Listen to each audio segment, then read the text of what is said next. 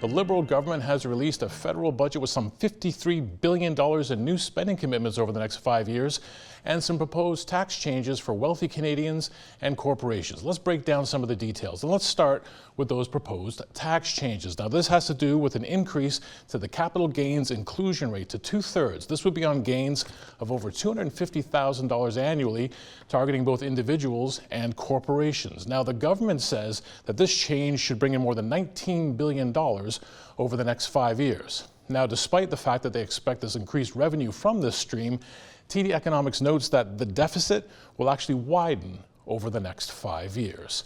Of course, affordability has been a key issue for Canadians for quite some time now. This budget proposes $8.5 billion in new spending aimed at building millions of homes over the next several years. Joining us now to help break down Federal Budget 2024, what it could mean for the economy, Derek Burleton, Deputy Chief Economist at TD. Derek, always great to have you with us. We got a lot to go through here. Let's start with that new spending I was just talking about, $53 billion over 5 years. What's the potential economic impact here? Well, it's a lot of spending, there's no doubt. I mean, $10 billion a year, it's not chump change. In terms of economic impact, you could think, wow, that's going to be very inflationary. But when you look at it, at the end of the day, it's a deficit that matters. What they've done is, while they've raised spending, they're raising taxes as well, and that'll mitigate some of the impact. That the deficit hasn't really changed that much. The 5-year deficit plan largely intact of what it was back at the time of the fall update. That's, to me, what drives my economic forecast. So I wouldn't be changing my economic forecast significantly because, Freeland did that for a reason. I think she sold this budget in advance as being a budget that's going to create the conditions for interest rates to fall.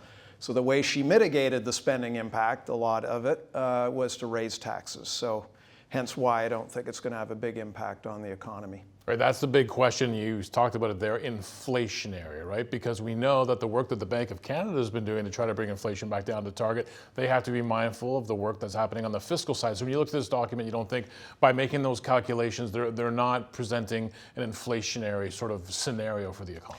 I don't think so, not the federal government. Again, the deficits are large, but we knew they were large. So in terms of the added spending impact, the fact that it's been largely offset by higher taxes will mitigate that. But keep in mind, the provinces have been busy spending and raising their deficits. So something that Macklem, last week pointed out, that they raised their forecast in part because of the provincial budgets. So net government sector is going to be inflationary in 2024 budget season.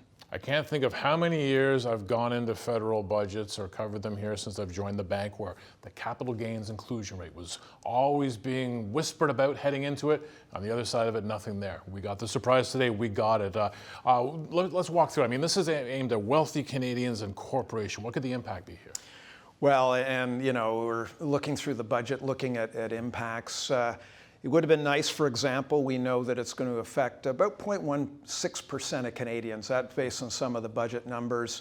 On average, gross income of $1.4 million. So you're not talking about many Canadians, but it still is, I think it's about a $9 billion revenue impact just from the household sector over the next 5 years. So again, yeah, I mean, it could be impactful in terms of a disinvestment incentive. I worry about that. We haven't seen any productivity growth in Canada for a long time now, and this won't help. I think the business sector, is part of that equation. I think, again, the budget provides some impacts that it's going to be, not a lot of corporations. I think it's, 2% or something like that. It's not a big amount, but at the same time, these are large corporations. Like to know which industries it's going to affect. That wasn't in the budget. But you have to know that it's going to affect some of Canada's most capital-intensive industries. So yeah, I worry about some of the impacts on productivity, something that our record has been so poor in recent years. Heading into this budget, I think the government had said, we're worried about productivity as well, and there'll be measures in here. But when I hear you talk about it that way, it seems like we have more concerns than things to say, hey, here's something that will help our productivity longer term. Yeah, and I think they released the AI information, the $2.4 billion in the AI sector, more computing. That's all productivity enhancing. But what they giveth, they taketh away in terms of that inclusion rate. I do worry about the impacts of how that's going to more than offset it. it's hard to sell productivity in this budget with that kind of impact. But yeah, to your point, I mean, it's something we expected every year. I never thought it would happen. And I'm trying to get sorted out in my head because there was some rumors that they'd raise corporate income tax rates.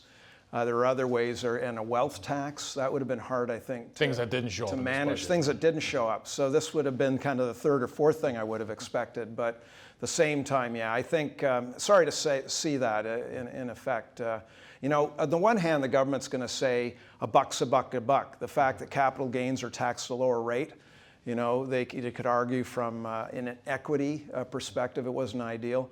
But it's the timing of it at a time where our productivity is so weak. That's not a good thing, I don't think. Obviously, another big issue for the budget is affordability, right? Canadians have been suffering under affordability issues. On the housing file, $8.5 billion, trying to build millions of new homes over the next several years. What kind of impact does $8.5 billion have when we talk about the housing problem we're facing?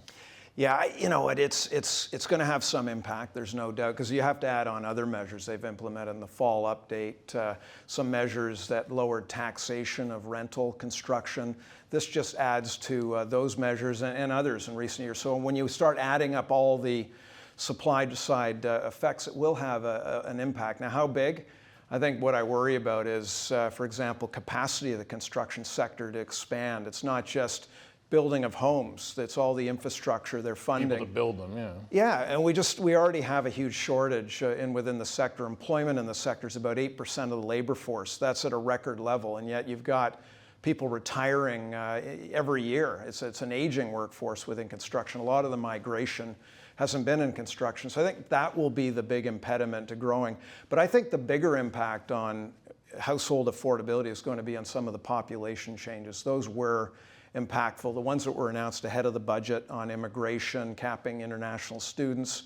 It'll hit the rental market the hardest in terms of demand. Now, is it going to revert, rental demand back to, say, 3-4 years ago? It isn't, because we still have a lot bigger population. What it'll do, it'll slow rent growth, and it'll make the housing sector more affordable. I think so it's going to be more the demand side impact rather than any kind of supply side, even if it helps to some extent. I also want to ask you said the deficit projections aren't getting that much larger, just widening out a bit. At the same time, the cost to service the growing national debt. Do we have any concerns there?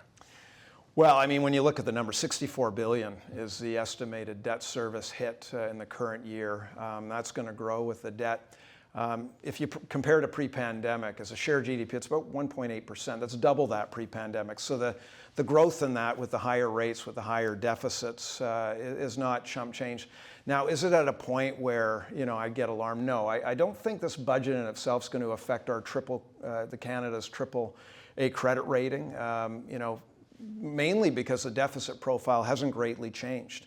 And in fact, with GDP numbers being upgraded, thanks to a better year this year for projected growth, some of the ratios get flattered. So I don't think the rating agencies are going to be losing sleep. So that's one good thing. I think, again, my worries would be more on the productivity side and some of the areas where I thought there'd be a little bit more work done to improve.